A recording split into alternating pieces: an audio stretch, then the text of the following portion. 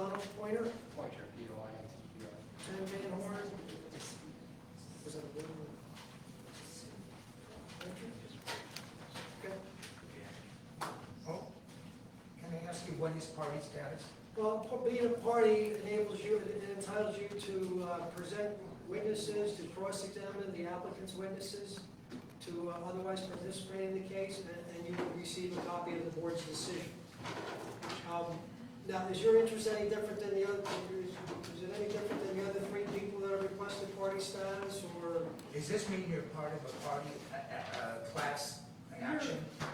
No, it doesn't. But you can request class action? No, we don't deal with class actions. So Am you- am I allowed to speak if I don't put my hand up now? Yes. Yeah, you'll have the opportunity. He's to comment upon he has to live in the borough. So, You know. if you feel like we're gonna be fine with three people in having party status, which we probably are, maybe it's not me. Do you live in the borough? I live in the borough. I live That- right across from the firehouse. Okay. I don't know, we should deny it. I don't care. Sir, if you want to be a party, I'll be a party. okay, and your name? Paul Brzezowski, B as in boy, R as in Robert, Z-O, another Z-O, W-S-K-I, And your address, sir? 106 South Main Street. All right. Yes, sir. I'd like to be added to that, if I might. Stand up, please, and so we can hear you. Jeff Buxton, 6 Van Horn Avenue, B-U-X-T-O-N. Mr. Buxton, is your interest in this any different than the other people that have requested party status? Do you know or do you not know? It's the same. Same? You agree with that? All right, you're in. All right? As you can tell, the acoustics are very bad, so I'm asking you not to talk so we can hear the presentation and people can ask their questions. All right, Okay. you ready for Mr. Murphy's? Mr. Murphy? Well, I have, as to any objections I have to people requesting party status, I think I've confirmed that at least 4 of the 5 received notice, and I would not certainly object to those that received notice. The one on 106 South Main, did that person receive a notice of this hearing? Or are they outside of the list of 33 people that received a notice? Is that Mr. Brzezowski? I don't think I see 106 South Main on the list. Turn their page over.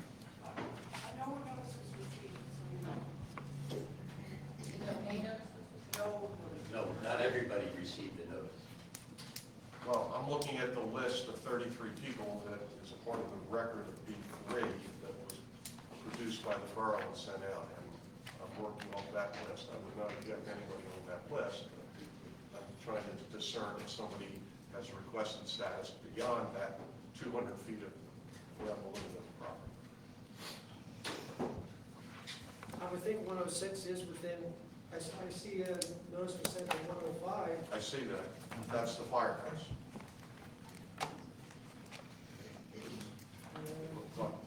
I'll just note my objection, and if you Okay. choose to permit it for whatever reason. All right, are you ready to proceed? We are. Okay. Joe, you done your preliminary?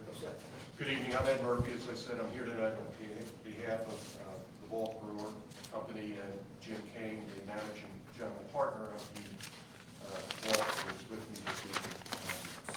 I think what we'll do is first, with your permission, I'll have Jim sworn, and then I'll address a couple questions that Mr. Paracappi asked me this afternoon to clarify as we get started. If that doesn't pose any conflict, I'd like to do that. It's fine. You want to swear, Mr. Kane?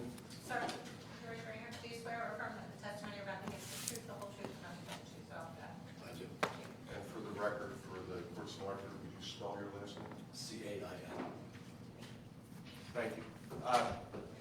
As a preliminary matter, when I was speaking to Mr. Paracappa this afternoon, he wanted me to clarify the scope of the zoning relief that's being sought this evening. Admittedly, I think Jim Kane prepared this application, and probably I would not have done it the same way he did it, but understand. As Mr. Caracappa indicated when he referred to the notice, what is being sought this evening is very limited, and that is permission to prepare food on the premises. Presently, as Mr. Kane will testify, food is prepared at the vault down the street and then transported to the taproom where it is warmed prior to service.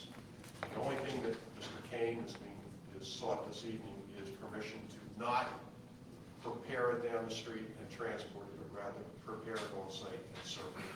What I'd like to do, and for that reason, and since that use is not permitted in the I-1 industrial district, that is the reason we're seeking a use variance, because preparing food at the location would convert that use from a tasting room to a restaurant, and a restaurant is not a permitted use in the I-1 industrial district. So that's the reason we're here tonight, and that's the only reason we're here tonight.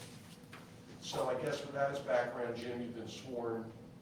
Let's take a step back and explain for the board briefly the history of your use and occupancy of the property, starting back in 2016, when you received permission to operate a brewery. And as part of that narrative, I know I've had a couple questions, including from Mr. Caracappa, about what does the vault brew beer today? If not, is it only brewed at the West College location? And explain the difference as you go through. Sure. And keep your Make voice sure- up, yes. Because you said nobody's hard to hear in this is not operating. Okay.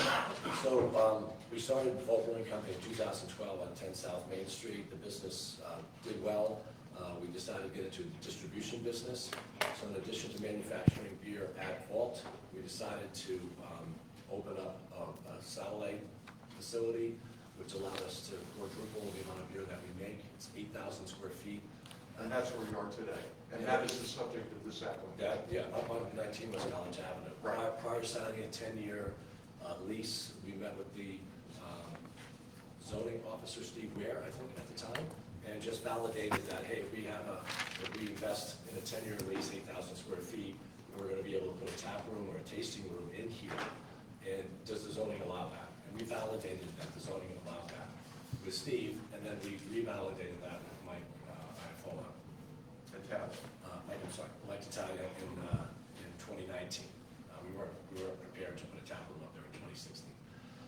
So in 2019, we got architectural drawings, mechanical plans, got a building permit, and there was some concern by the neighbors on Van Horn, on South Main, and on West College that we're putting a tap room in there. And their understanding was that it had to go through a zoning hearing board because you're not zoned for that. So it's a little bit of a nuanced zoning in that we make beer there, so therefore we have the right, I think it's called, a zoning expert through accessory use, to serve food there and to serve beer there through our license with the PLBC. Not allowed to manufacture food there. Food has to be cooked before it gets there. So we cook food at Vault or we buy cooked food and we reheat it there, right? We're a craft company. We make craft coffee, we make craft sushi, we make craft beer. Buying food that's pre-cooked and serving it and reheating it is not what we're about as a company. I don't think it's in the best interest of the community, certainly not the best interest of us as a business. That being said, we've been operating that way for a couple of years. I think our first 4 or 5 months, and I think the neighbors on Van Horn and South Main would attest, it was a little bit of an adjustment probably for the first 3 or 4 months, but we kind of settled into a decent relationship. COVID happened in March of 2020, and we were shut down for 4 months. Obviously, this is all public knowledge. We all lived it together. We were shut down from May to June. The governor said you can serve food outside. Our only opportunity was to erect a tent. And I can tell you the neighbors, particularly on Van Horn, were not happy about that.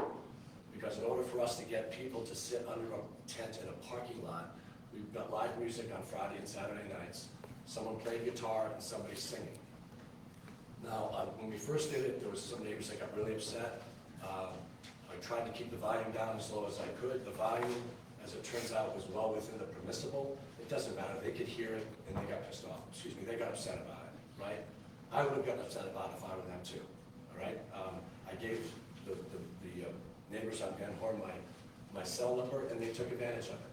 On a Saturday night, I'd be home and I'd get a text, the music's too loud, I'd get in my car, I'd drive down. I would ask them to lower the music, because sometimes the managers weren't that good. I'd contact the neighbor, and say, is that low enough? Sometimes they say, yeah, it's okay. Sometimes they get lower and lower, so I go back to the band, I say, can you lower?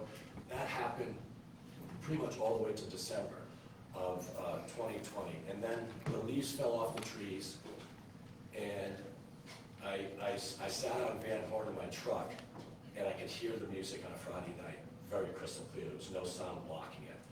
So talked to my partner and said we took the decision to close for 4 months. The government didn't make us close, the town didn't make us close. We just took the decision to close because I think it was the right thing to do. We opened up again in April of this year. So this is 2021. I can tell you there was a lot of people in the community that were really excited about us opening back up again. The neighbors on Van Horn in particular were not excited about us opening back up because that meant live music on Friday and Saturday nights again. It was really the only way we could get people to come in. And I think I shared with the neighbors that once the governor lifted all the restrictions, I wouldn't see the tent anymore. And I was true to that. On June 1st, we don't see the tent anymore. I would take the tent down, I just have no place to store it. I've got 3 tents now, I don't have places to store the tents that I have. So the tent is physically up, but we don't have live music outside. We don't have customers sitting under the tent anymore. One of the neighbors on Van Horn who was particularly upset with me, I texted him one night, this is the second week of June, and I said, just validating that your Friday and Saturday nights, that everything's okay. Can you confirm that, please? And he texted me back, confirmed. That was the one. The relationship hasn't been great, so I'm not going to get it very long. Thank you, Jim, for not suiting the tent, but he said confirmed. So that gave me confidence and peace, at least that I wasn't getting the neighbors on Van Horn upset. I did make a pretty big mistake, though, in the 3rd week of April. I hired a band that's a Grateful Dead cover band. And I did it from 2 to 5 o'clock on Saturday. It was probably one of the nicest days in April. They have a tremendous following. Way more people came than we thought would come. We knew a lot of people would come, but way more people came.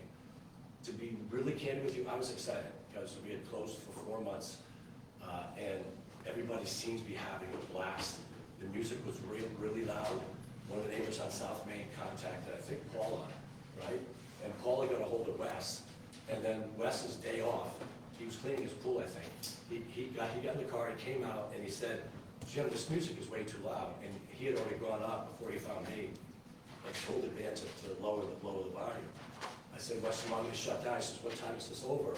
And I said, it's over at 5. It was 4:15. He said, no, but just try to keep the band as low as possible. Because you need a permit for this. You can't do this at an event this size.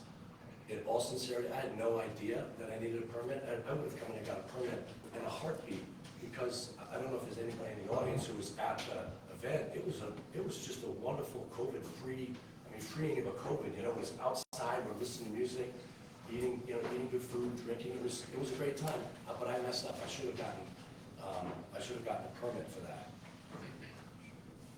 I don't know if there has been any other instance other than maybe one time where the band came at, not the band, but the duo came at 7:15, and so they thought they had to play till 10:15.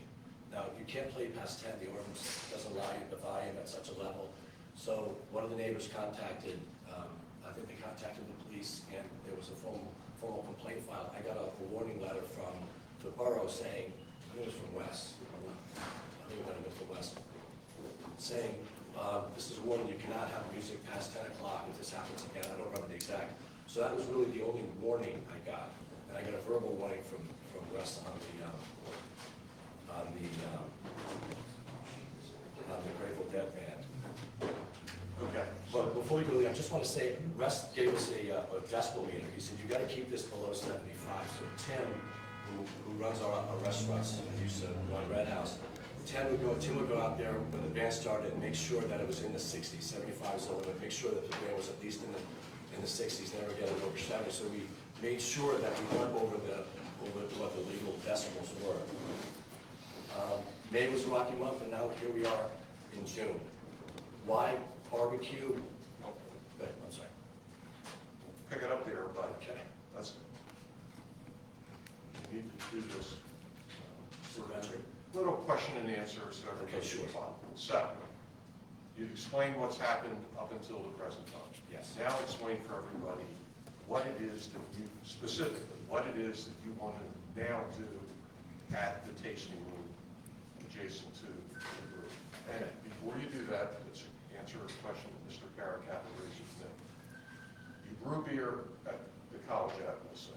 You no longer brew beer at the No, Wall. that's not, so when. Explain to everybody Sure, what- there's a manufacturing process to beer. You brew beer, you ferment it, and you condition beer. So we brew and ferment and we condition the beer for vault at vault. So beer is manufactured at both sites, but it's physically brewed at the 19 West College Avenue location. So you bring beer that's been brewed from College Avenue, Down there to be conditioned and what does that mean for those of us that aren't, what does condition mean? and recarbonating beer.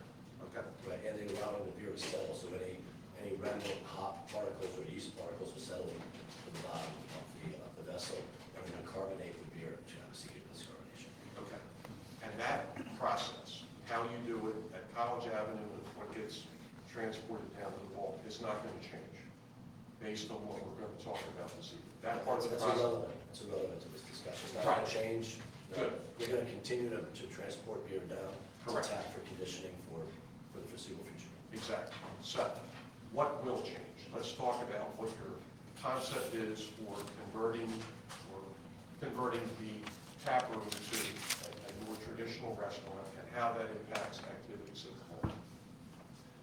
Okay, so today, we buy pre-cooked food from Cisco, and we serve it at Taproom, right? Not ideal. We pre-cook food down at Vault, right? Cook food down there, and we bring it up here. Take the temperature before it leaves that building, take the temperature when it arrives at that building, we keep temperature logs, and then we put the food either in the refrigerator if it's a cold product, and we put it in a warmer if it's a hot product. And that's all regulated by the Bucks County Health Department. The health inspector came out and audited that process for us, and I don't know if you're interested, but I've got her report. She audited the entire process for us. And you've been following that process that you just described shortly since the tap room opened in 2019. Yeah, and I would be incredibly disingenuous if I said we followed that to the letter of the law. There were times when we started food there that should have been started down there. Sometimes it was just practical. It was an item, and then I didn't even realize that it was being started there, and I said, guys, we can't do this, we have to do it there. But we have tried as best we can to stick to what we were told by Mike, is food can't be started there. It has to be started someplace else and assembled there or reheated. That's what we were told, and we've done our best. We have not been perfect, though. Okay. And what is causing you to change the way you want to prepare food? It came out of a planning meeting with our partners. We really want to do barbecue. It was really synergistic because Tim was closing down his restaurant. Tim Wheeler, he does barbecue really, really well. And we thought, this is a great opportunity. We've got a guy who does barbecue, and if we could expand our kitchen there, we could put a barbecue smoker in, and there's no barbecue in the community, this is a total win-win. Right now, about 70% of our sales at Taproom are alcohol, and 30% are food. At Vault, even though we're a brewery down there, at Vault, I think it's somewhere around 55% is food. You see the difference between the two businesses. That's more of a bar that serves food. That's more of a restaurant that serves beer. And I'd like to transition that business away from a bar focus to more food focus. Okay. Right? And if we do that, I think it has to be a net positive for the community for sure, but for the neighbors, if somebody's going more to a restaurant and away from bar, if the concerns of some of the close neighbors are that they would rather not have a bar operating late hours of the night and have more of a restaurant in the back there, I think that would be, I don't know, I can't speak for anybody, but if I were a adjacent, I think that would be a positive. So your intention would be to change the dynamic somewhat of less emphasis on alcohol at the tap room and more emphasis on food, much like it is at the home. I would not put it that way, because I own a brewery, so I would never say less emphasis on alcohol. I would just say that we would expect, I'd expect a transition to, to probably having way more fruits over there as a percentage of the total sales. Okay. And what changes would occur as a result of you proposing that? Assuming this would be, what can change? The next thing, we'd be coming back to the borough with plans to expand just the kitchen, no additional seating, we're not asking for outdoor seating, no additional indoor seating, no change to the customer experience. Just probably, and I haven't really nailed out yet because I don't want to spend money with an architect until I get through this process, but I think it would probably be about 15 by 20, right, which is about 300 square feet. We want to put a hood in, a grill, a barbecue smoker that's accessed from the inside. And it would be a fully functioning kitchen. Food would be prepared on site there, fresh, and served fresh. That's kind of the vision, but that's the only, if you see a lot of people here, this is, in my mind, we've been operating this community for 10 years. I cannot believe this has gotten this emotive. We just want to have a kitchen where we can do better food. And that's what I don't understand about where the opposition it would be. We're not asking for anything other than give us the ability to make food there. I think it would be a better product. So even though the tent's out there today, only because you can't find a place to store it. The only way I would see the tent is if, say, we wanted to do, and I'm being as completely transparent with the neighbors that are here, if we want to have a special event on like an Oktoberfest and have a Saturday Oktoberfest during the day, I would come to the borough council and say, listen, can I get an event permit? I think it would be really great for the community if we could have an Oktoberfest up there. It's 10 acres. I think it's 4 acres of grass. It's an amazing resource for the community, but I wouldn't just do it. I wouldn't make that mistake again. But I would come to the borough council and seek permission. So even if you left the tent up, unoccupied, if this request would be approved, it would remain unoccupied unless you got a special event permit from the borough. I made that commitment to the Okay, well- neighbors. I'm not seating that tent. There's no live music in that tent. Okay, well, I want to make sure that the zoning hearing board members know that to the extent that a condition might be imposed, one would be that the tent would remain unoccupied even if removed, unless and until a special permit would be obtained from the borough. Absolutely. Okay, let's talk about seating. Today, you indicated 5 minutes ago that if this were to be approved, there would be no increase in the number of indoor seats. That's true. Okay, so another condition, if approved, would be that the current number of seats would remain unchanged, indoor seats. Yes. Okay.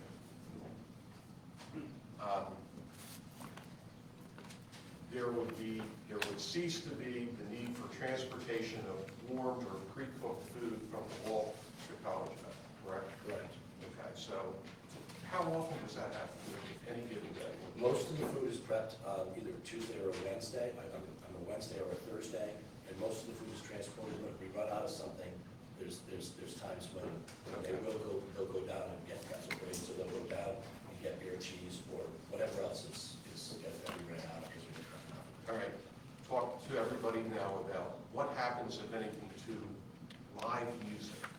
What's your thought about live music? Since that seems to be a trigger for a lot of potential. There'll be no outdoor live music. We had indoor live music one time in June. It was really hard because it's such a small space. But I did check with, when we do indoor music, Van Horn goes away as an issue. Then it becomes the people on South Main.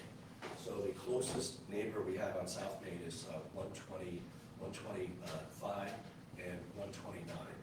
And I contacted Catherine and I said, can you hear the music? And she said no. And that made me feel really good. Because it was indoor. So what I don't want to do is lock myself into saying, if I need to have somebody there playing a guitar, I don't want to lock myself into saying I'm never doing live music indoors. Okay, but the concern seems to be more the outdoor. Yeah, so the music would just reverberate against the wall and just go right to Van Horn. I moved the stage to another section thinking it would help. It didn't help any, it didn't help. No matter what I did, the people in Van Horn got a free concert every Friday and Saturday night. Okay. Whether they wanted it or But, not. yeah. Got it. Okay, so there would no more outdoor live music, but there would still potentially be indoor music. Potentially. Okay. Anything else that the way you envision your conversion of the Taproom to a more traditional restaurant? Any other changes of how you presently do this beyond what you just said? No increase in seating, right? No increase in seating. Right. And we've already talked about that. We'll be transporting food back and forth, no outdoor live music. Hours of No outdoor seating. no outdoor seating. To be, again, I want full transparency. Yep. Sometimes if it's full, there's people that'll stand outside, they'll have a beer while they're waiting, standing outside. I don't know how to say no to that, but if they're waiting, it's a 10-acre property, and they're standing right outside the restaurant, waiting for their table, having a beer. What about any change in hours of operation? Not right now, but to be transparent, we might look to do Tuesday and Wednesday nights, whether we get the zoning approval or not. Something we've been talking about as a partnership, whether or not just to expand up there. In our zoning, we can be open 7 days a week until 1 o'clock in the morning. Okay. We're closed by 11 most nights. Okay. And that, for the foreseeable future, you don't expect to change? No, I really don't want to commit one way or another Understood. about the hours. Yeah, but you're not proposing to increase the hours, the late night hours, beyond what the rest of No, certainly not the late night hours, no. Got it. Okay. You've referenced multiple times tonight that you've had opportunity to engage with the neighbors on all the different streets that are impacted, correct? Yes. All right. I know you brought with you a petition and a color-coded plan indicating those neighbors with whom you've spoken that support what you're proposing and what you described this evening, right? Yes. Okay. So Just, we'll hand it in, but just quickly for the benefit of everybody here, just talk a little bit about what that petition represents and with whom. Sure, and the petition reads, Vault Taproom is applying for zoning variance to change use from accessory to restaurant, enabling Taproom to cook and prepare food on-site rather than prepare and serve food cooked off-site. Vault Taproom is now requesting additional indoor and outdoor seating capacity, just the right to expand its kitchen. Our plan is to install a commercial smoker so we can serve authentic barbecue. By signing below, you are supporting our zoning variance request. Okay, and these are the neighbors that I have their signatures, and this is where they're located in proximity to the tap room. And I'm kind of proud to say that the ones that support it are the ones that are closest to the, but you won't be surprised to learn there's nobody out there that signed this petition. But it looks like, if I read this correct, there are 9 different property owners that are reflected, their locations are reflected in green that have indicated support for the use that you're seeking to expand. In 2 locations, they're tenants, Okay. but the owner has approved one of the tenants. I was not able to get a hold of the owner of one of the properties on College, but I noted on there in parentheses tenant as opposed to owner.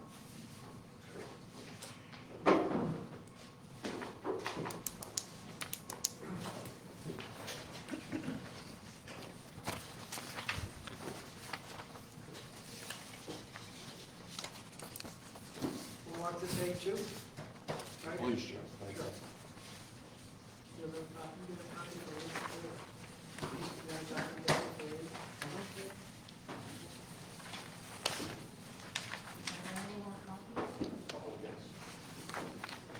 Two tenants. 9 in favor, how many opposed? Let's see. By the map, I'm sorry. I knocked on the doors of everybody that they had one, didn't get an answer. I'm presuming that they were. One family opened the door and I talked to them for about an hour, and they were not happy. But they wanted us to be successful, but they were not this time. And then I had one person on South that thought about it for a bit and said, I just don't want to get involved in this.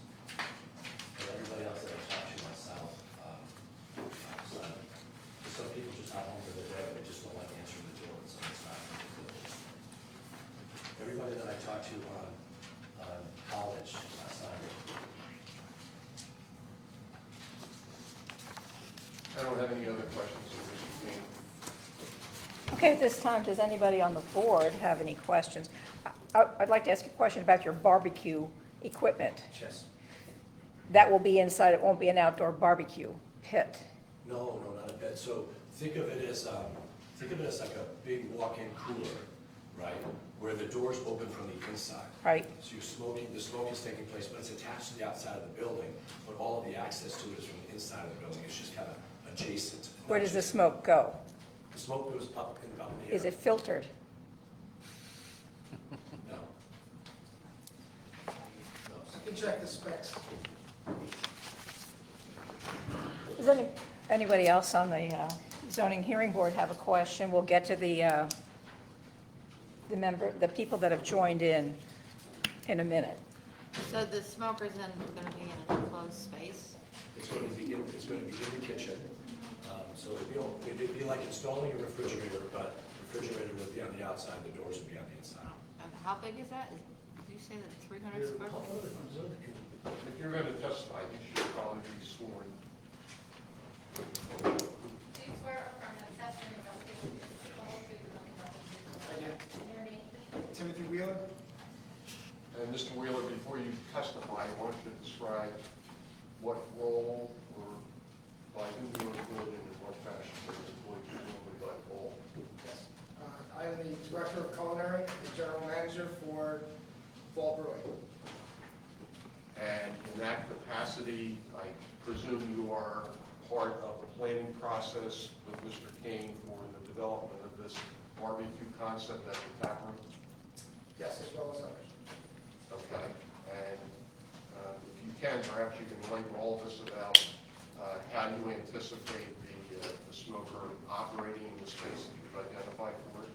Sure.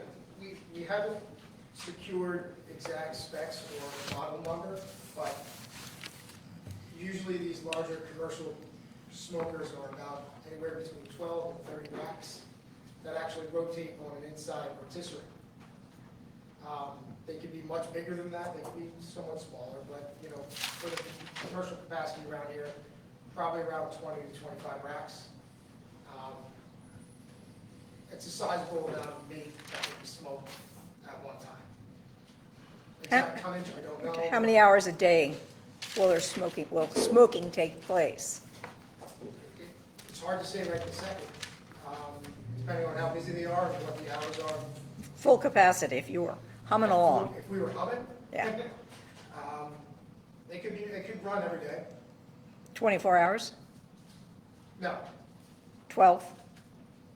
12 to 20. It would always be manned? Personed? Yeah. Personed? Okay. Yes. And how's it fueled?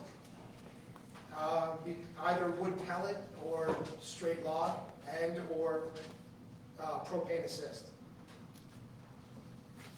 And it's like smoked like at a low temperature? I mean, it's not like a rip-roaring No, fire smoking if grease? anything goes above 250 degrees, it's shot. Okay, You know, it's a very low and slow process. yes. As I stated in the Borough Council meeting, if there's already two other, and plus my previous establishment that had been running and do run wood-fired ovens. Within the borough itself? Within the borough, yes, within the borough itself. And where are those locations? The current La La Lobster back building, which was Red House, there's Vince's Pizza, and the Vault Pizza Oven as well.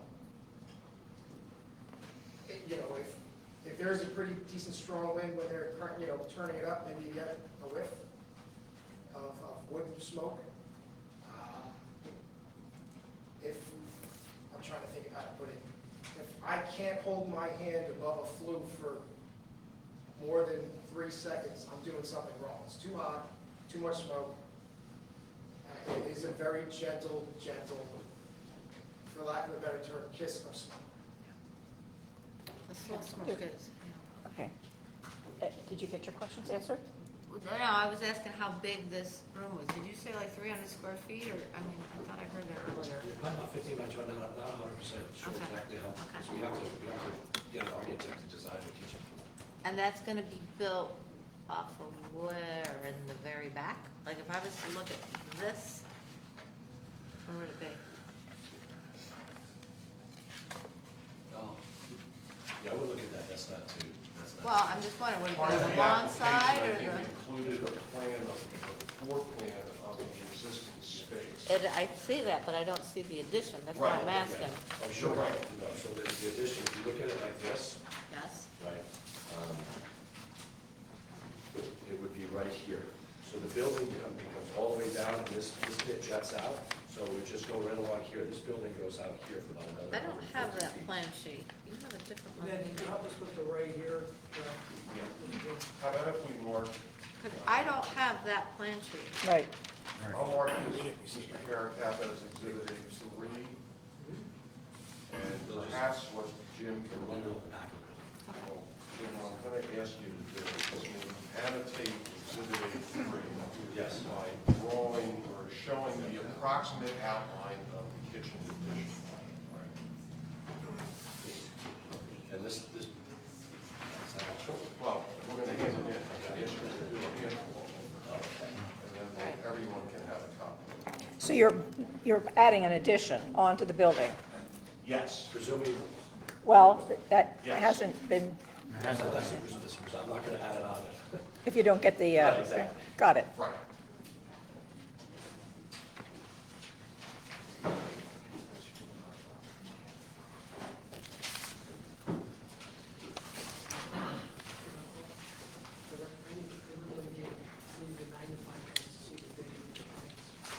I couldn't see them. I'm like, how did you see the date? Okay.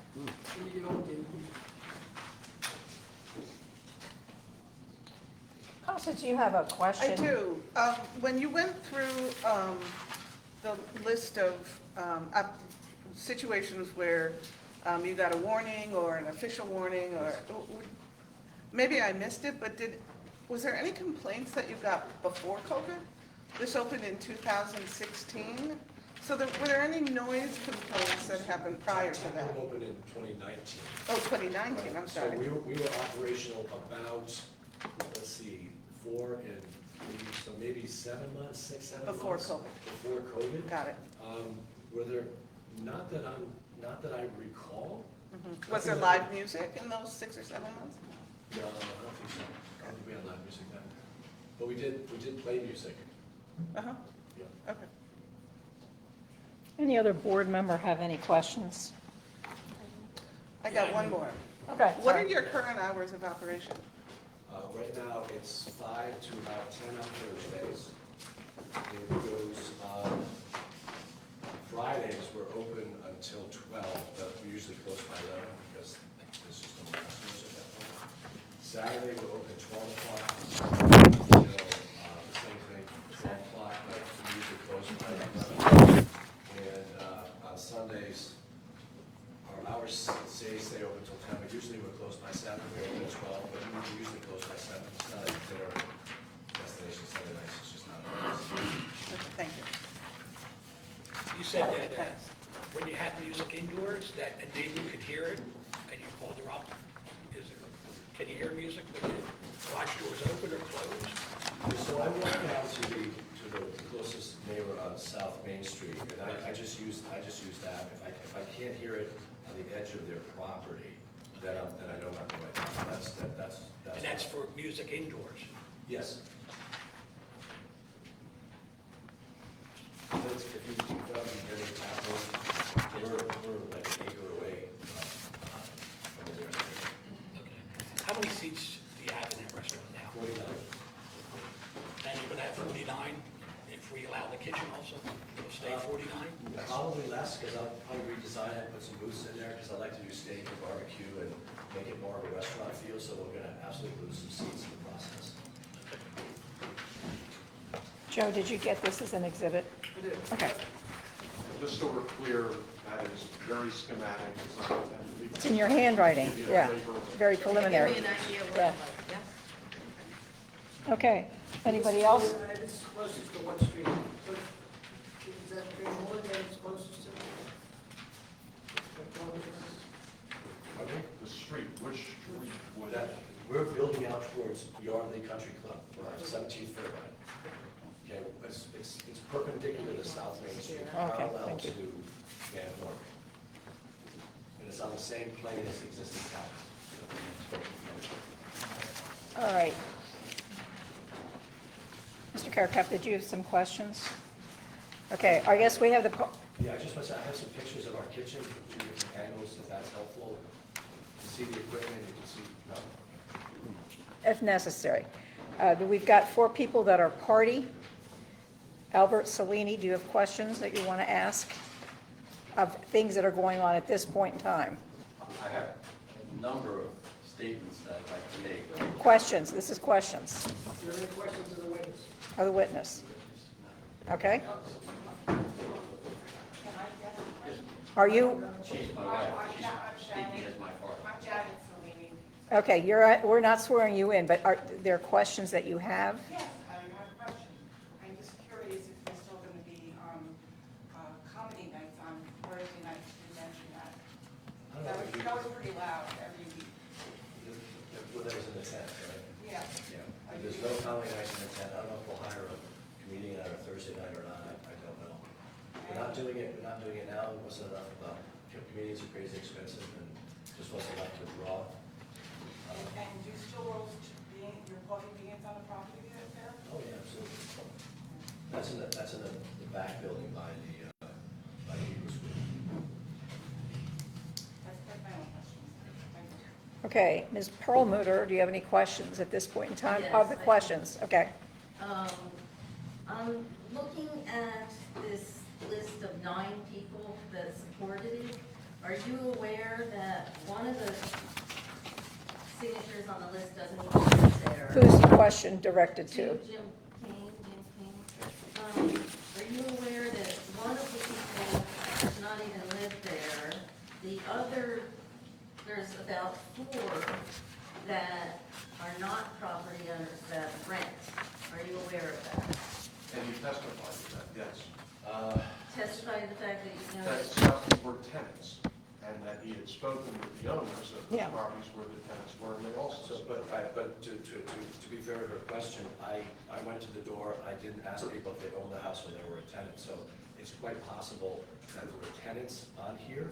The only time that I put tenant is when I knew that they were a tenant. Okay, in regard to, the bar, do you currently have televisions in there? Yes, How many? well, I've got. If you know. No, I know, we have 3 televisions and one of them is a menu for the beer. And have you, advertised for sporting events? Absolutely. We've asked people to come out and watch Sunday football. If there was a golf tournament, I'm sure we would say, why not watch the golf tournament? So would you consider this a sports bar? No, not really. Okay. You did describe it in your testimony as a bar several times. In fact, on your blueprint, it says bar, cafe. You did Yeah, characterize it as I a would say, bar. I would say it's more of a bar at this point than, I don't really know the difference between a restaurant and a bar. If a bar, again, I honestly don't know, but if a bar serves food, is that a restaurant? Is it the percentage of food that makes the restaurant? I don't know. But I will tell you that we do more alcohol sales there than we do food. And my hope and expectation is that we do more food than alcohol. Okay, thank you. One more question. In regard to your limit of 49 people, how do you enforce that? Well, they don't have a place, we don't have people standing in there at the capacity, so usually we'll wait outside. So how many people are waiting outside? Since we reopened, 0. There's just not that many people are comfortable coming back inside. We were doing really well when the tent was up, because people are more comfortable eating under a tent, but sales aren't very good right now, because people have to come inside and eat, and not everybody's there yet. So since we reopened, we really haven't had people waiting outside. Sometimes people will go outside, even if there's a seat inside, and they'll have a cigarette outside, or they'll just talk to somebody if it's a nice night, they'll have a beer sitting up outside. That has happened, and I would anticipate that it would continue to happen in the future. Okay, the next one, Donald. No question. Okay, and Paul. Just one quick question, Jim, on the people that voted for this on South Main Street, the address 125 South Main Street, isn't that your house? Yes, I'm the owner. But I didn't sign the petition. The tenant signed the petition, and I think I noted tenant on there. But to full transparency, I sold the house, so the tenant is leaving and I'm leaving, so I'm just hoping the new guy, I'm going to leave a case of beer in his refrigerator, so hoping to win him over. Okay. No, you're not a party. But I was brought up. When you, That man brought up me being a renter. That man right there. So he's talking about me, correct? So I think I should be allowed to answer that man. what man? This guy right here, Al Capone guy. Okay? Al Capone guy? Yeah, you and your Al Capone were You're not gonna let me answer? No. We're not. You can give your comments where everybody else does it. Yeah, we're not, Didn't we have another gentleman, Mr. Yes, Buxton? Mr. was part Buxton, of yes, this? yes. okay. I, Mr. Buxton? Mr. Buxton? No, I have no Oh, I'm question. sorry, he said no questions, okay. yeah. Okay, If I may, I'll just ask one question. yes. What was the capacity of seating that you were approved back in 2016? We weren't approved for seating capacity, we just made an inquiry as to what the zoning was. Mike Italia told us that it had to be below 50 to qualify for assembly use, I recall. So We have 50 seats in there today, 49 or 50, I don't know the exact amount. have you made prior representations to Borough Council that the capacity was 40 seats? I don't recall. How many seats are there currently? I didn't count them before I came over, some chairs are up in the brewery. I know that our occupancy level is stated at 49 in there, In where? in the brewery, in the tap room itself. I have nothing further. Nothing further? Okay. Joe, you have anything?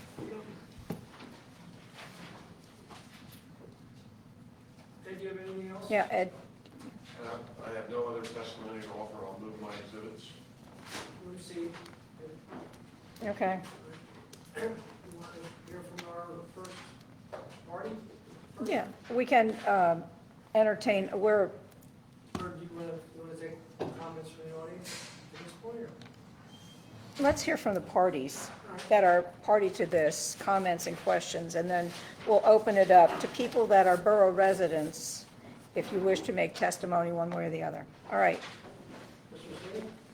Thank you to the council members for allowing me to, we're not council members. sorry. The zoning hearing board. Zoning board members, okay? So I appreciate Mr. Kane and his council's comments. There are a couple of things I just want to go over here, and some of my neighbors will reinforce. I'll give an overview just to spare time, right? So first off, we have enforcement activity. Is the first point I'd like to make. The current property that Mr. Kane is a tenant in, ML7, the tannery, is under active violation of borough stormwater and environmental ordinances. I have a copy of said ordinance violation here. I'm happy to submit it into evidence if you'd like, right? To me, while I understand Mr. Kane's request, I don't see how we can allow, as a zoning board, to give consideration for any variance for a property until it's under full resolution of violation. So it should be point, full stop, period, full stop here to that matter. My second point is that while Mr. Kane has given a wonderful, sort of depiction of his pattern of events, you'll notice a pattern here that there are things, his intentions are always good. But as a 40 or 49 seat tasting room, I don't believe our neighbors ever had any problem with his occupancy or accessory use. The change from accessory use as a tasting room to a restaurant is a very significant change, right? one that I believe will cascade through the entire property, not just Mr. Kane's, requested property, right? Because ML7, our property owner, is facing occupancy challenges now that people are working from home. And I would probably guess that over the next 6 months, you'll find a conga line of requests for variances from the property owner to make this a full-fledged restaurant. And if that is the case, we have substantially changed the nature and character of the community, which is zoned residential all around it. This is a commercial industrial use property, not zoned for restaurant. And if this group would like to consider this variance, it needs to consider the entire property becoming a food court. Because as Mr. Kane indicates, there's plenty of parking around it. And if this group would like to grant that, I would say that we should consider a master plan evaluation, evaluating all facets of the redevelopment, including traffic studies, environmental impacts to the school, which is adjacent, and traffic studies for all adjoining properties.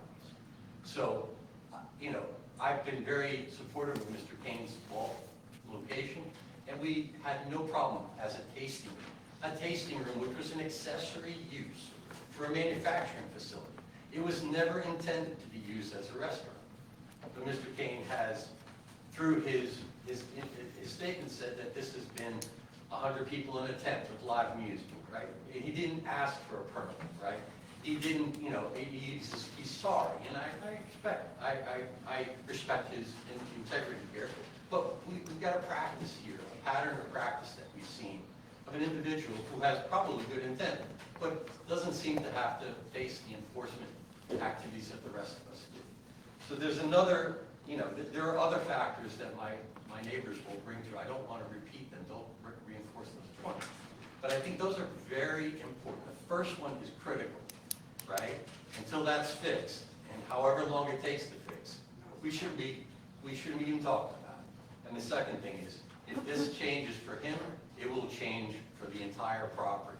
It will come before you one piece at a time, and at that point, that is not acceptable, and it disturbs our right to quiet, peaceful occupancy of our properties.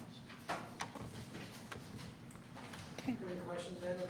I don't know if Mr. Sweeney intends to introduce that issue of stormwater. I'd object on the grounds that I don't think any impact on stormwater is relevant before this evening. Look, we understand that if there was going to be an application made for an expansion of the kitchen, that would have to go through the normal borough process of submitting a building permit application, review by the borough engineer, and all the other consultants, and any and all issues regarding the impact of stormwater, if any, by that addition, would have to be managed at that time. So I We're don't. talking about additional occupancy of the property, additional parking that comes to that. Excuse me, I was talking, right? I'm sorry, I apologize. So, to the extent that there are, I'm unaware, but I think it's worth that there are existing outstanding stormwater violations, that's something that should be addressed now by the borough, not has something to do with Mr. Kane. So, we understand that we are subject to any and all processes that the borough would require us, and Mr. Italia, the solicitor and engineer, for review and approval of any building permit request. So, and I don't think I need to tell this body or Joe what your job is, and you would say, as I would say, that any application, whether it's Mr. Kane's or anybody else's, would have to come before you, and if this were to be approved, it would not set precedential value for how any other portion of the tannery would be used in the future. So we're the application that's in front of the board this evening, and everybody comes with their own point of view and baggage and support for it. So this rises and falls on its own merits, and I don't want what somebody may do in the future. Okay, Dawn, you're up. You, sorry? There's an objection to the addition of this ML7 violation notice. Okay. Board have it? I don't know why, what, does it pertain to us at all? I don't think so. Well, enforcement. Mr. Slade? Okay. I'm not sure it's relevant to what's before the board tonight. Okay, Mr. Karakep is our solicitor, I take his advice. All right, so objections sustained. Okay. Ms. Perlmutter? Thank you. I would like to begin by introducing a petition with 37 signatures of people who actually live in the borough and own their properties, residents who are opposing the zoning variance request. You want to show that to the applicant?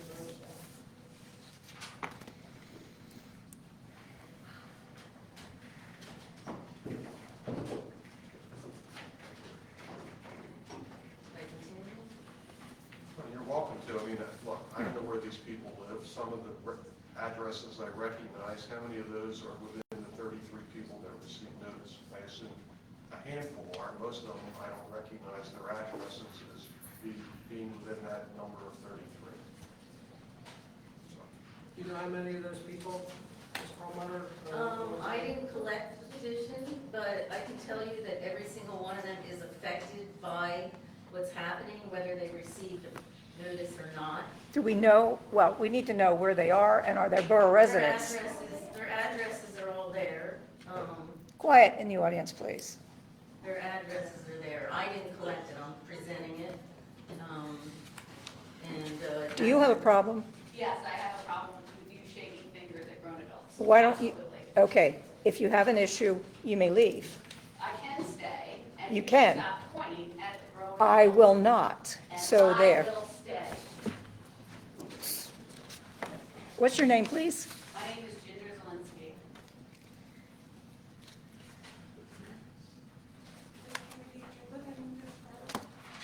Do I live in the borough? I have to live in the borough if I'm on the zoning hearing board. I've been doing this for 30 years.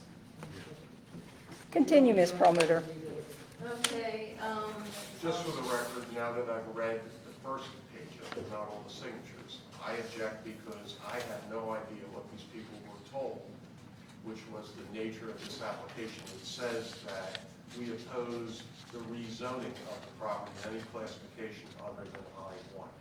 We are not seeking a rezoning. So I have no idea, if it wasn't Ms. Perlmutter, who circulated this, what those who signed it were told.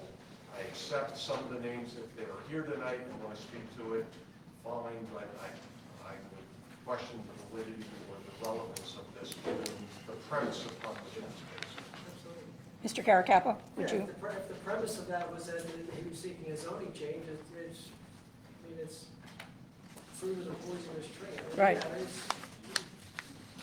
don't think it's- All right, continue on. okay, typically when someone applies for a variance, can I be sworn in? I want this on the record. Am I sworn in? It's on the I would record. like you to be sworn, please. Do you swear or affirm that the testimony you're about to give is the truth, the whole truth, and nothing but the truth? So help you God. I do. And I'm sorry, could you state your name again? I'm sorry. Dawn Perlmutter. Okay, typically, when someone applies for a variance, objections are based on what issues may occur in the future. My objections are not hypothetical because the Tannery Taproom has been operating since 2019. Instead of the required zoning hearing that should have taken place prior to its opening in 2019, we had a meeting in Borough Hall with the zoning officer, Mike Italia, and Councilman Bria, who assured us at the time that it was not a bar or a restaurant, because that would have required a variance instead. I'm going to object, that's hearsay. Mr. Italia, Mr. Bree here to be cross-examined about what they allegedly said to you 3 years ago. Interestingly, Mike Italia is not here tonight. I'd like to know who, why. Maybe he couldn't be here. We have a zoning officer here. I know it's not Mr. Italia. Yes, who would be able to testify to this. Continue, please. Okay. It has been operating as a sports bar, comedy club, concert venue with entertainment and full menu. So I do appreciate that we're finally having a hearing for this business. My home is directly across the street from the entrance of the Vault Taproom. When I moved to 18 West College Avenue 13 years ago, I specifically researched the zoning of the businesses in front of my property, behind my property, and on both sides of my property. 16 West College is a duplex, 20 West College is a single-family home. The Tannery and Ziamatic are zoned industrial.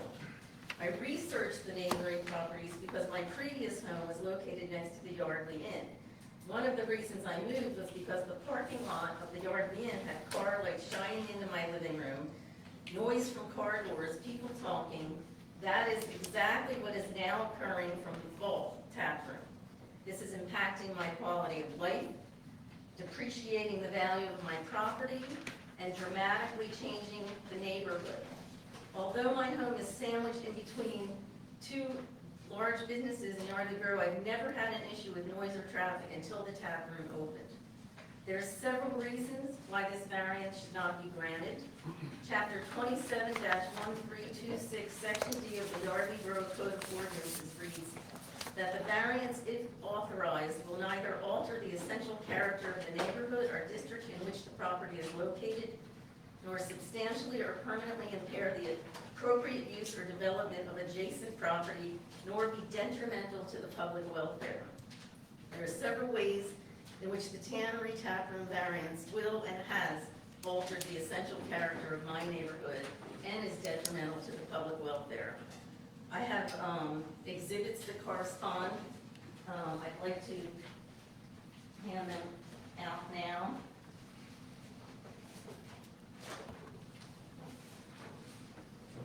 Pass these around.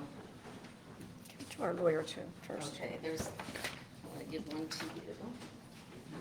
And here's another batch of exhibits. Yeah. This is the first one here? The first one, and then this will have to.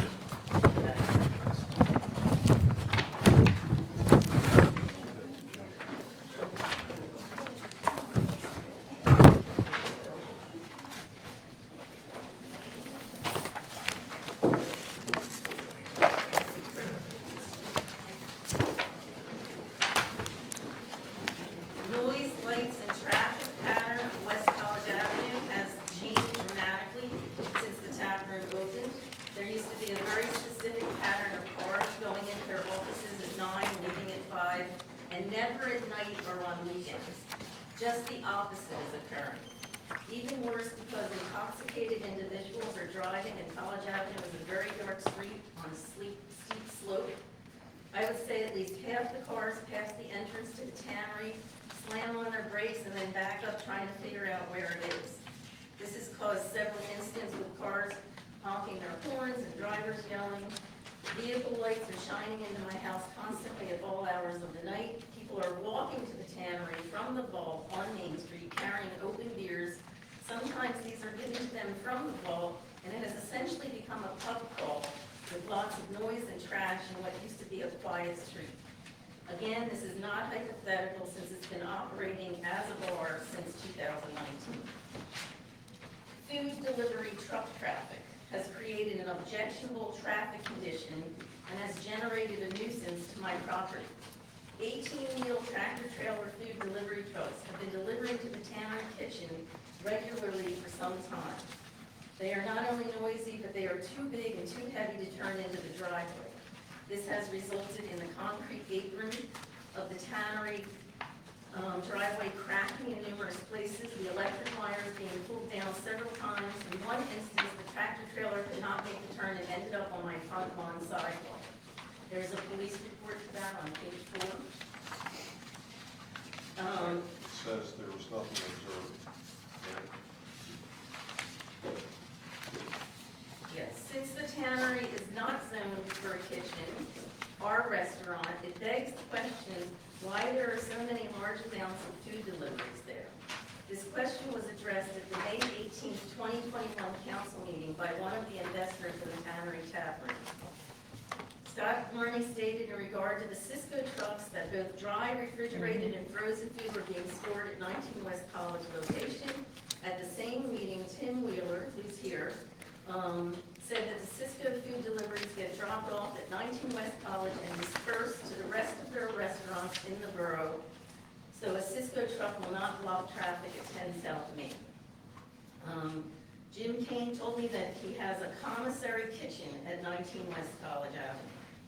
If the accessory use is for food to be driven up from restaurants, then why is the opposite occurring? Food is being stored at the tannery and driven to Main Street.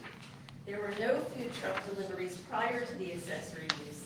To my knowledge, the taproom is not zoned as a food storage facility and has never been inspected as a food storage facility, nor have I seen refrigerated trucks being used to deliver food back and forth between restaurants.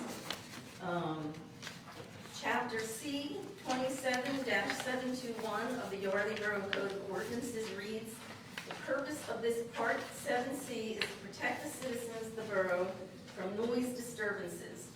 Although it is recognized that in present society, certain amounts of noise are unavoidable, the citizens of the borough are entitled to be protected from unnecessary disturbance, annoyance, or injury from sound.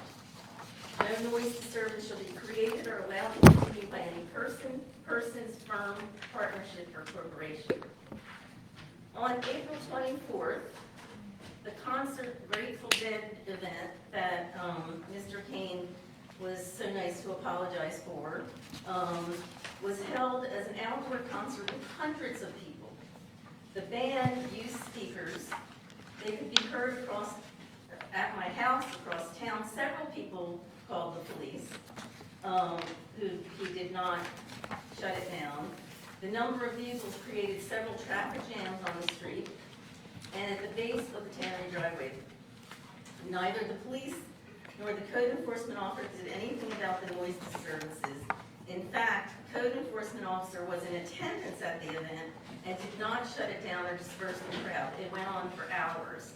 This is not the first time the Tannery has had this event. There was another event prior to the COVID lockdowns. Not only was this a violation of the Yardley Borough noise ordinances, it's also a clear violation of the Pennsylvania Liquor Control Board regulations for amplified music, which make it unlawful for licensees to use a loudspeaker or similar device whereby the sound of music or other entertainment can be heard beyond the licensee's property line. If you look at the exhibits, page 7, there were clearly loudspeakers set up. In addition to the noise, there were no porta potties for hundreds of people drinking beer. I would think, since Mr. Kane has been in this business for so long, he would understand that he needs that license from the Pennsylvania Liquor Control Board.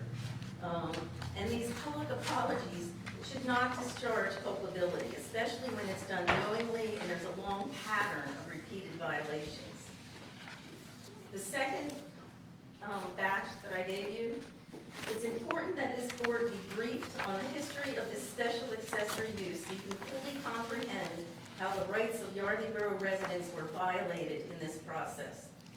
In March 2019, documents and emails obtained through a right-to-know request demonstrate that the owner of the vault was negotiating with the Yardley Borough Code Enforcement Officer and the Yardley Borough Zoning Officer, Mike Italia, to open a restaurant under the guise of a tasting room. On March 26, 2019, the Tannery Taproom was granted a special exemption for accessory use. Exhibit page 6, the email. This can be considered an official zoning opinion. Accessory uses shall be permitted provided that they are customarily incidental and subordinate to the uses permitted by right listed above. I would consider this proposed use as incidental. This would only be valid as long as the food is not being manufactured on site and can be brought in.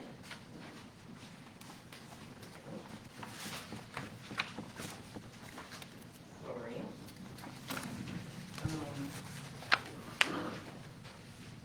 A zoning hearing was never held, and residents were never informed by Yardley Borough that a bar was going into their neighborhood. It was only discovered once the Vault Taproom started advertising the opening in July 2019. Residents notified each other through letters and emails and making inquiries with the borough manager. The right to know also demonstrates that once the borough was informed of the residents questioning the bar, that the Yardley Borough manager attempted to cover up the situation by instructing council members and others to describe it as a tasting room. If you look at pages 7 and 8, there's an email from the borough manager. Wanted to keep you in the loop. It has come to my attention that the attached letter is being circulated by an anonymous person around the area of the tannery.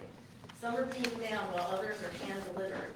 I have residents coming in to ask about a quote sports bar opening on College, which is not true. Some key facts are this is not a sports bar, it is a tasting room that is considered incidental. The zoning officer, Mike Itelli's response was, okay, thanks. I don't see any issues at this point besides who's driving the narrative. Then on August 14th, the zoning officer wrote an email to the owner of the vault, assuring him that it's a done deal. Email exhibit page 9. Jim, hope all is well. I see you're dealing with some issues on the tasting room. Let's get a use and occupancy application filled out. My position hasn't changed, but we need to square this away paper-wise. So, there were so many residents questioning why we were not informed that the borough held a special meeting on August 28th and called it a tannery listening session to listen to residents. It was supposed to be held during a council meeting, but was canceled, and the actual meeting was never on the record. Mr. Kane filled it with his employees, with people who didn't live in Yardley. Everyone was allowed to speak. I distributed a flyer that meeting, and I also summarizes many of the issues we're facing today. It contains my contemporaneous notes from the August 27th Community and Economic Development Committee meeting.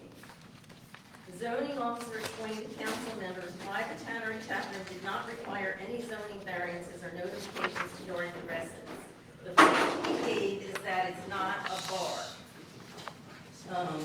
At the meeting, the zoning officer referred to residents' concerns about noise and lights as rumors because he went to the taproom himself and said that our houses are so far away the lights and noise are not an issue.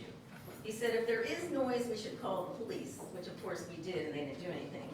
He also stated that when the taproom has its special events, they will be required to obtain event permits for that day. So Mr. Kane was completely aware that he needed to obtain special permits. The zoning officer said it's a small indoor venue, and when he was there, they had opened the wide door just to get some fresh air. He said seating was very limited, and the 4 televisions were not loud and were not a problem. And then he praised the taproom as a great place where golfers can stop and have a beer. He became very defensive when asked detailed specific questions. He was angry and said if residents were so concerned about the taproom, they should have contacted him sooner. So the Tannery Taproom was never a tasting room. It has been operating as a sports bar, restaurant in defiance of the specific requirements for accessory use. The food facility inspection reports, pages 9 to 12, from the Department of Health clearly indicate that it's been operating a kitchen from the moment it was opened in August 2019. The food inspection reports also demonstrated that it's much more than just heating food up. In fact, one inspection report refers to the tannery as a bar and shows that it has walk-in coolers and refrigerators. A quote from that, page 12, the 2-door Vonco refrigerator and the walk-in cooler are not at a safe temperature. Foods from the walk-in cooler were relocated to the bar cooler. No items were stored in the Vonco refrigerator. The Tannery Taproom social media accounts clearly demonstrate that it's not just a tasting room for beer. It is a sports bar with televisions. In fact, it's identified that way on numerous social media reviews and accounts. Then it expanded and started having live entertainment, comedy nights on Thursday, and bands on Friday and Saturday. All in violation of both the permitted accessory use and in violation of the Pennsylvania Liquor Control Board. The recent screenshots from their website and Facebook page show that the tannery serves full meals, wine, liquor, including vodka, gin, rum, whiskey, cocktails, including Manhattan's Old Fashions and others. This is not just a beer tasting room. This goes beyond the scope of permitted accessory use. It is not zoned as a bar. On Father's Day, the tap room vault advertised a free old fashioned with every meal, clearly demonstrating it's a bar and restaurant. They even booked bands and comedy night until the end of summer and are already advertising that they're serving the new menu prior to this hearing. So if this variance is granted, it sets a precedent for the rest of the tannery complex located at 19 West College. There's a very high risk of more bars and restaurants opening in the complex. On July 5th,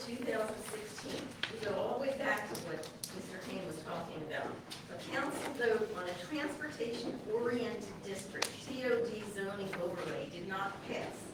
One of the major issues that came up during that proposal was to ensure that zoning changes required zoning hearing boards and notifications.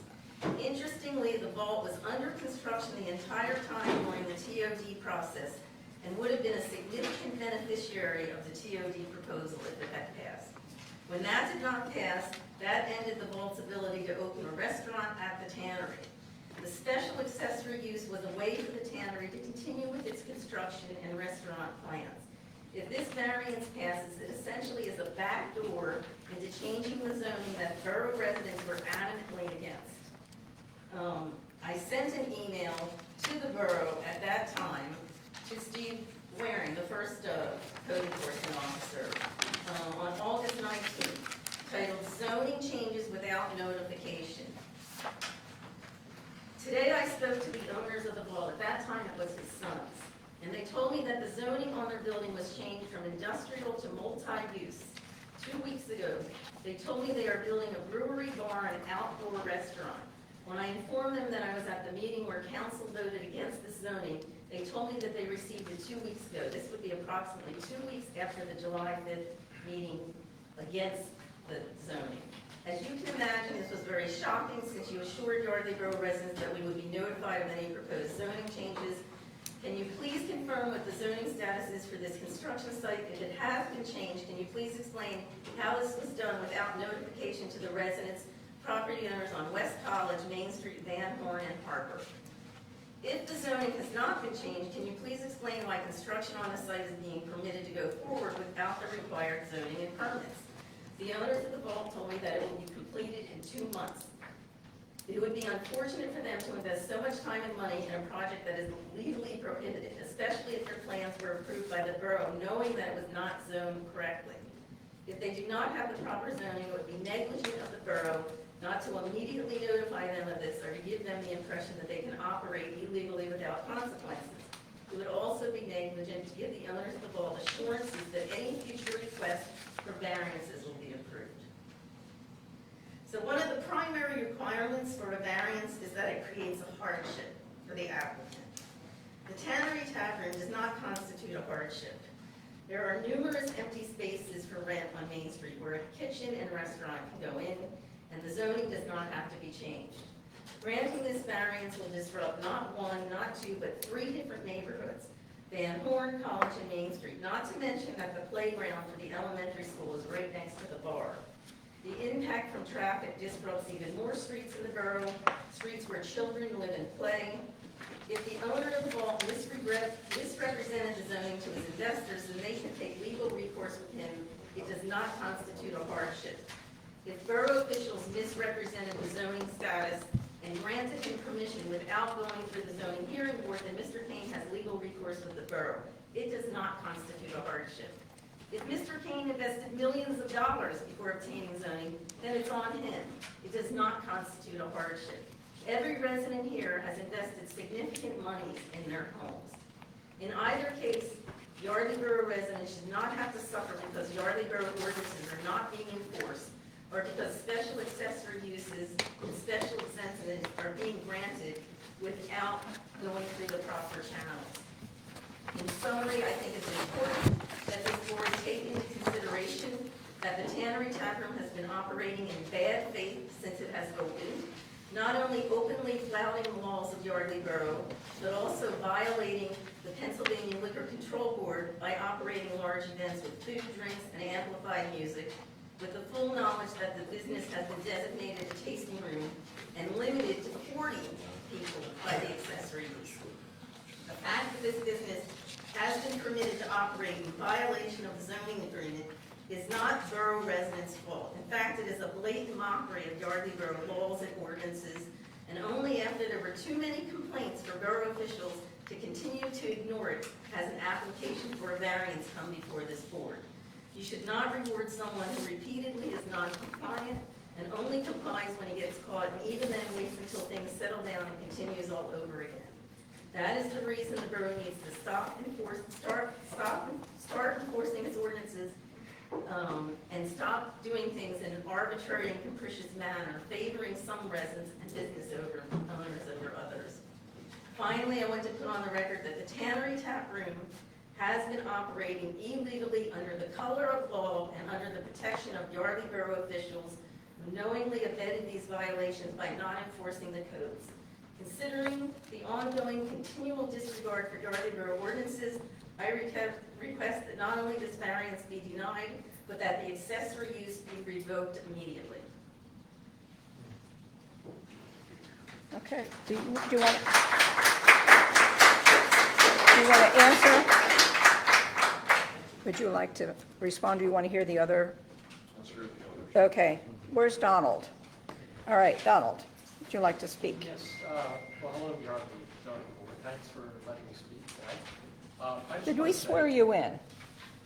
I don't think we did. Swear. Do you swear or affirm that the testimony you're about to give is the truth, the whole truth, and nothing but the truth, and your name again? It's all questions. Yeah, thank you for letting me speak, I appreciate it. I'll let you know from a different angle that, I personally have no problem with Jim Kane. I like Jim Kane. I've tested him numerous times and he's responded, which I tried to work out with Jim directly. And I live right behind where the tent is. My concern is not Jim Kane.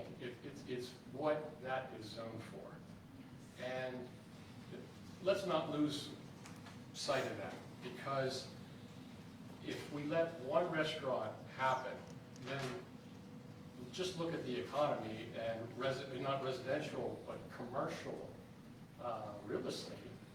It's going to make sense for that company to make the model restaurants if they become vacant.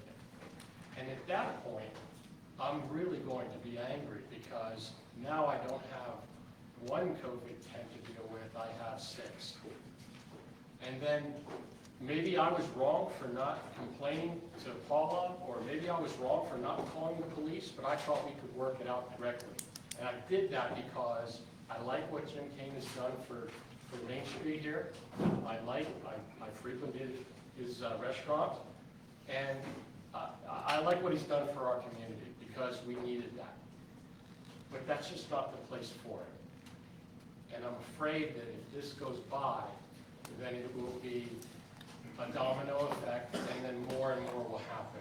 And I've told Jim in my text, my backyard is my sanctuary. I work up in the New York area, upper New Jersey, and I don't live there for a reason. I travel 75 miles to come home and sit on my deck and enjoy my backyard. And I've tolerated it, told him, I said, I feel for you, you're a businessman, I understand. But he assured me after this, we're going back to where we were. No tent. And I've listened to bad bands. I've listened to drunks singing ABBA, Dancing Queen. I've listened to singers singing Tiptoe Through the Tulips. Can you believe that? And Louis Louis. And comedians who are terrible. Not to mention had some profanity. So it's this, I'm coming to you because this is my concern. It's a domino effect, and I don't want to see it domino into something that is really going to affect our community. Jim, I have nothing against you and what you're doing down here, but if I wanted to live next to that, I would have bought down here. Thanks. Okay. No, Is it possible for me to ask a question? I don't know. why don't, of him? Just one quick question. All right, ask him a question. I think I shared with you guys, I never wanted a tent, and the first opportunity I not take it down, was stop sitting. I couldn't wait to stop sitting as soon as the governor said, has June been any better? Are you able to use your outside as a sanctuary, or is it still like it was? Right now, it's great because, yeah, you stopped it. Yeah, and I'm not asking you, okay. All right, but So I just wanted to clarify that, because if you still couldn't use your backyard as a sanctuary, I want to meet you, all right. I have no place to put it. Paul? Where's Paul? Would you like to make a statement? Would you like to make a statement? Yes. Okay. Yes, I do. I don't think I swore you in. Do you swear or affirm that the testimony you're about to give is the whole truth, and nothing but the truth, so help you God? Yes, I do. And your name again? Paul Musowski. Thank you. First, 106 South Main Street. And let's just get it out of the way. We all love Jim. If I could, I would marry him if my wife would let me. We love him. But I want to address something. I want to give my concerns. I hope you all vote against this variance, and I'll explain my reasons. At the May 18th council meeting, the gentleman who's handling the smoker that they want to put up at the at the Taproom, said that the smoker equals 8 to 10 backyard fires, all running at the same time. So he said that at May 18th. I have it. That's on video. Let's not argue, let's make a statement. You can make a counter statement later. And you can Go look ahead, at the video. Paul. And then he said that, so I looked it up, what a smoker is, a backyard barbecue. But a wood barbecue or a charcoal barbecue equals 11 pounds of carbon dioxide released an hour. And he said there would be 10 of them, 8 to 10 backyard fires at a time. So I multiplied it by 10, gives you 110 pounds of carbon dioxide being released into the air an hour. He said it would run 12 hours a day. At least 12 hours a day, 12 times 110, you have 1,320 pounds of carbon dioxide a day being released from that smoker. He said it would run 3 to 4 days. 4 days times 1,320 gives you 5,280 pounds of carbon dioxide. 5,280 pounds of carbon dioxide times 52 weeks is 274,560 pounds of carbon dioxide coming out of there, or per year, or 137 tons of carbon dioxide. And when asked about the smoke, he said, well, you can't control Mother Nature. And according to an article in Families for Clean Air by EPA researchers, they found that lifetime particles in wood smoke are 12 times greater than that same amount of cigarette smoke. Also, these EPA researchers state that burning 10 pounds of wood an hour will generate 4,300 times more carcinogens than 30 cigarettes per hour. 4,300 more greater carcinogens being released into the air from this smoker. This is, I may be wrong, but prove me wrong. This is my research. So I'm asking, why would you grant a variance and have surrounding homeowners and the children that are right there in the Hebrew school with the playground? I walked there and said, there's the playground, it's right there on the back lot of the Taproom. Why would you subject us to 48 hours of hazardous smoke in an area not zoned for kitchens? I can't get that into my head. And then he wants a variance, as Don said, it's for hardships. A variance is for hardships. And there can't be a hardship when the kitchen wasn't zoned originally. And then, like they say, when you grant the variance, you will open the door for other variances. And at that same meeting, May 18th, you can look it up, there was a business owner here in town that asked, will this variance affect other businesses? Will we be able to open food and beverage businesses in this area? He asked that. You can recognize the building from the bright building that he had. And the question was answered by Mr. Closer, one of our solicitors. He said, when asked, will we be able to open food and beverages businesses in this area? Mr. Closer said, and I quote, well, sure. Well, every case is unique, but if something similar has been approved in the past, this could certainly be used by someone seeking a similar use, and they would hopefully rely on this precedent to get what they are looking for. Also, at this May 18th council meeting, there were some people in favor of this zoning. 2 gentlemen, and to their credit, were in favor, but they were investors. One was the gentleman who's handling the smoker. 2 lived 2 miles away, and one lives on Makefield.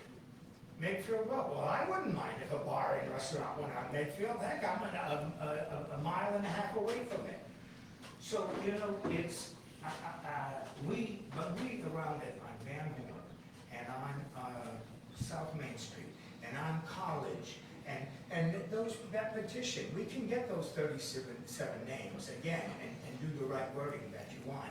Because those names on that are Greece, they're Penn Valley, they're South Main, they're Van Horn.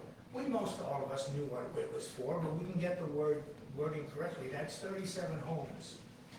And so I'm not sure why one person would overrule 37 homes. And also, you know, I'm not against bars and restaurants. Like he said, I'm Al Capone. I grew up seriously, I grew up in back of a tavern in Chicago, and I know zoning. I know how it works. And zoning, you know, there's zoning and there's zoning. And if you can't be loyal to your own zoning, why have zoning?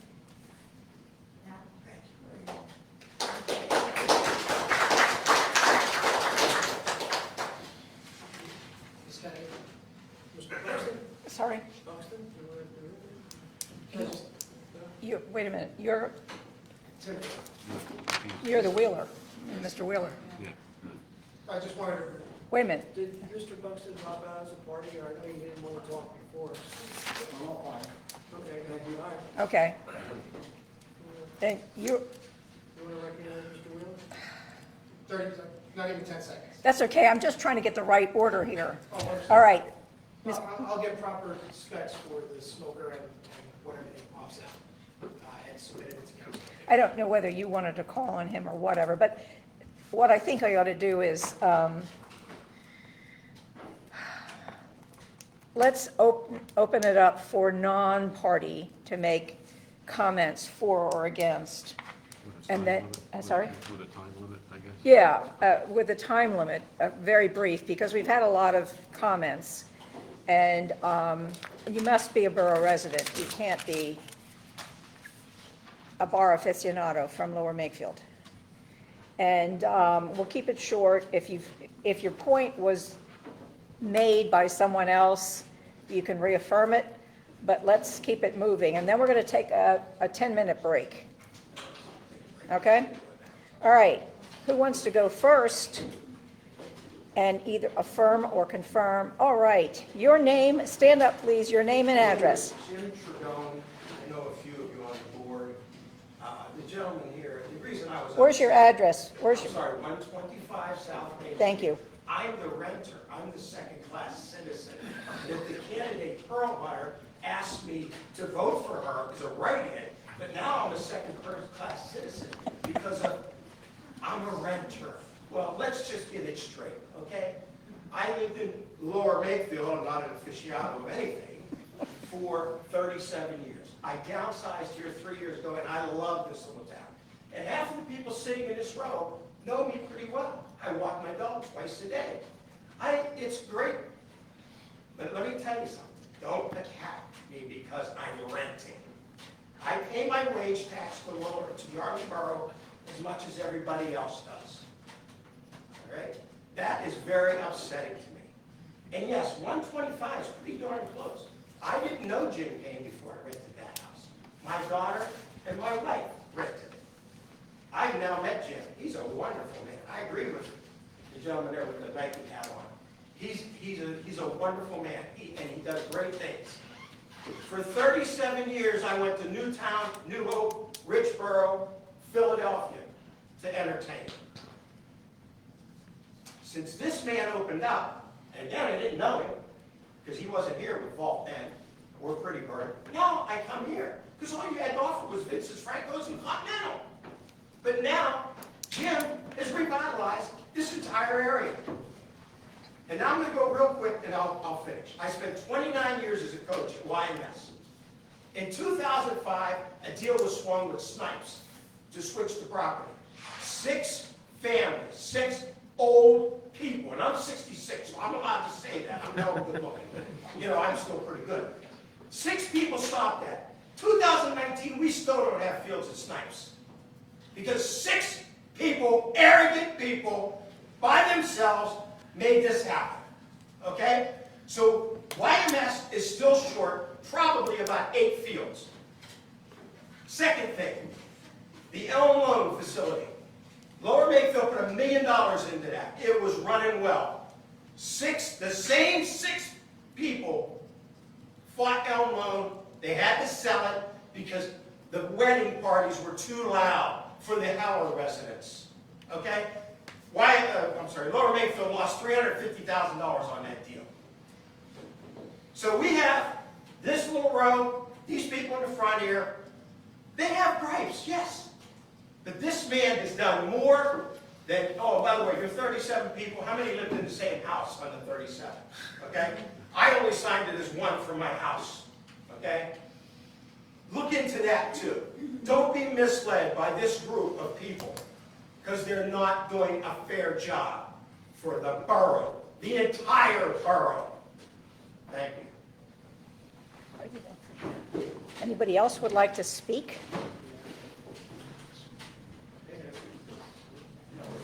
Yes, in the back there. Your name, please? My name's Kathleen Grace. I live in What, quiet? We can't hear. Kathleen? My name's Kathleen Grace. I live at 129 South Main. I'm the closest house to the Got it. Taproom. Okay. So there's a lot of passion in this room, and I can appreciate it because there's so many nice neighbors in here. I am the closest house. I have not had issues with noise or anything, and Jim's pretty much in contact with me. I thought this hearing was today about just adding to the kitchen, which I was all about. There's food being served there. If we're just going to put a kitchen there, I'm okay with it, with the way the property has been run. It seems like there's more going on than I'm aware of, and I think that some of us are. But Jim's been a great neighbor to me. I don't think there's been traffic issues. I don't think that there's been noise issues for me. I can't speak for everybody else, but as a close property member, I just want to say I'm in support of it. Thank you. I'll sit down. Next. Oh, there's little Ginger.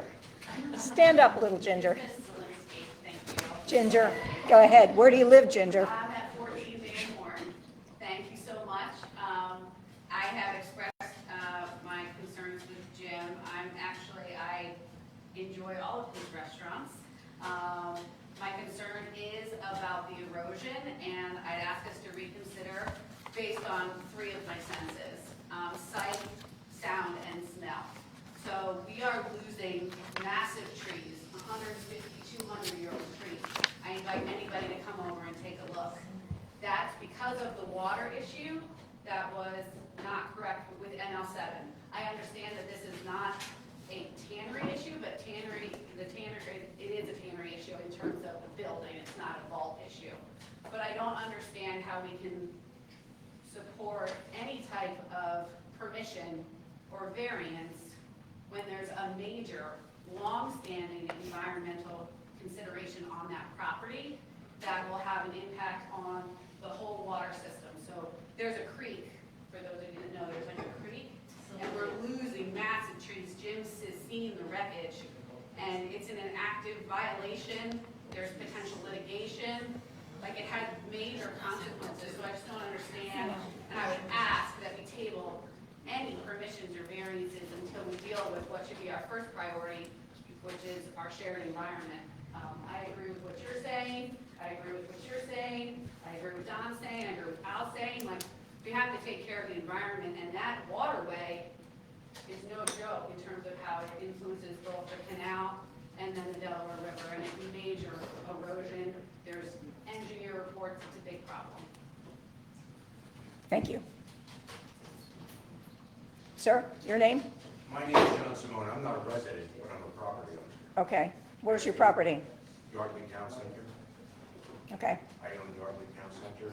Many of you will know that Jim Kane is moving White Tory to Yardley Town Center.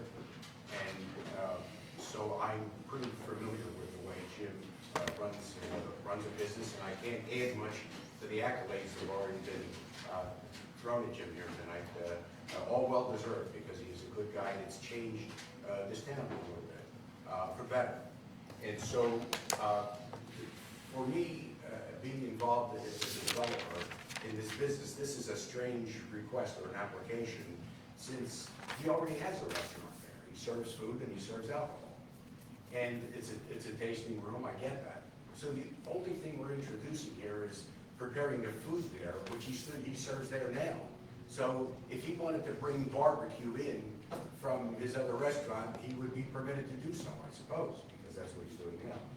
So I don't see any change in traffic or other issues with this property, since it's a large property and in an industrial zone would accommodate tractor trailer trucks or any other kind of trucks that would have industrial uses at that property.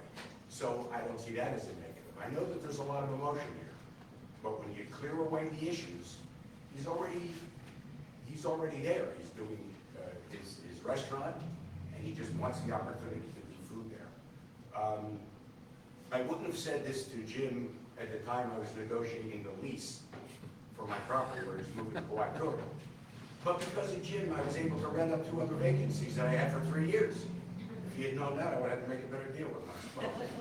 And so I have a lot of respect for what Jim has done to this town. I have vacancies in that shopping center that are completely full. I've got 2 people waiting to come in if I get another vacancy. And so I think that we need to give Jim all the consideration to run a business like he's run his other businesses. He's got a track record. He's not a new guy. It's not a new use coming into the town by a stranger coming from another place. He's got a track record here. I think he deserves that consideration. Thank you. She got arrested. Yes, she is. That's right, she is. Mrs. Taylor?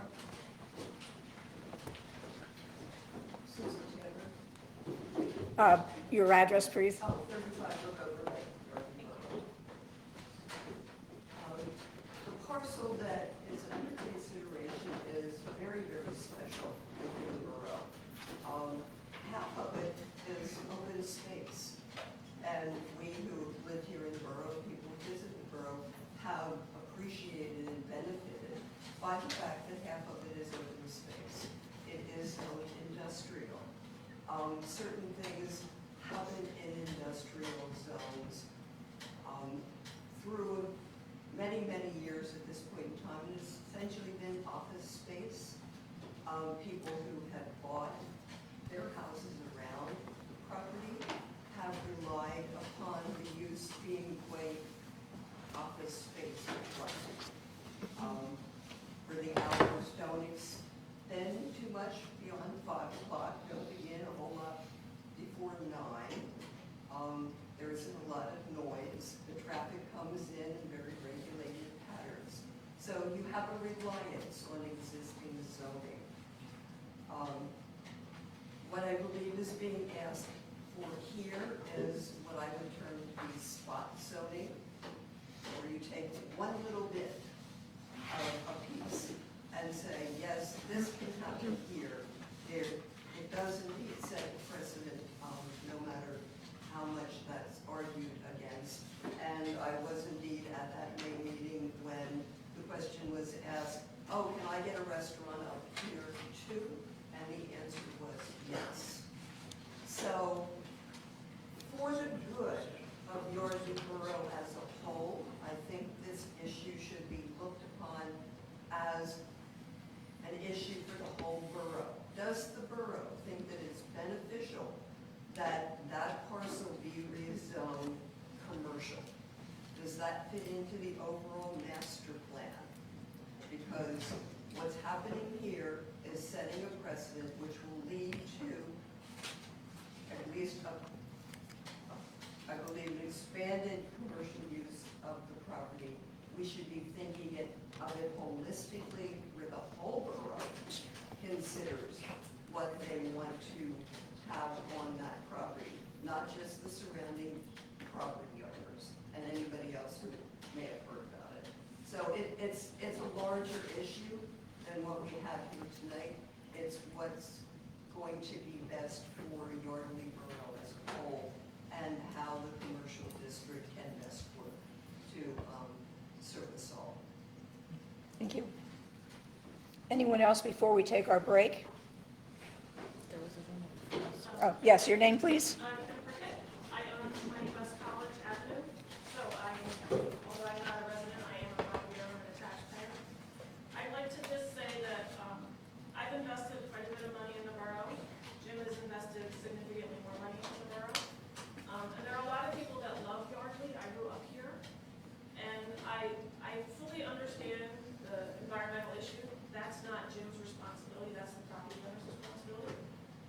fully agree. Take it up, go after it, it should be corrected. But that's not Jim's issue. And to hold Jim up from what he wants to do because of the property owner is unfair. Are you speaking? I'm just speaking, you brought it up, so I'm looking at you. Yeah, So I'm changing, but if we're going to add value to that property through an addition, and that Again, property is, the issue that is, the environmental issue is not Jim's, right? it's the property which you guys are on. Right, but he is not responsible for that, the owner is. So I think that people on the board should take that into consideration to some extent. Jim is not responsible for that, so I get that it's an issue, but I don't believe it's Jim's. I also believe that Jim, his intention is to create commerce here. And I would rather see commerce at 19 West College than an empty building. And it's been empty for a long time, for long periods of time. It's been occupied for periods of time. But I think occupation is better than not. And if we want to get things fixed, then maybe the person who owns that property needs additional income in order to correct some of the other issues that are going. I just don't want people to be short-sighted to say, well, it can only be this. Because let's just pretend Amazon rented that whole space. There would be trucks in and out of there 24/7. That is less desirable, in my opinion, than having the tannery Taproom there. So you could get businesses in an industrial zone that would be less palatable than what we currently have there. And would really having a bunch of restaurants there be that bad? I mean, I don't think it would be that bad.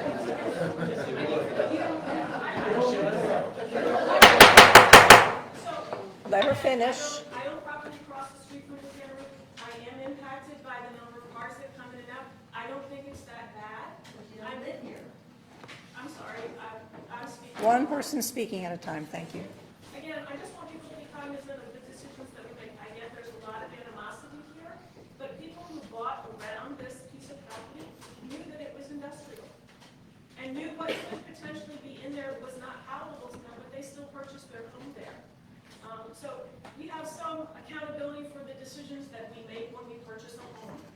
And I understand Ms. Perlmutter made the comment that she did her due diligence, but College, where I have my home, my property, and where Ms. Perlmutter looks out the back, we look over a wide span of an industrial building's flat roof.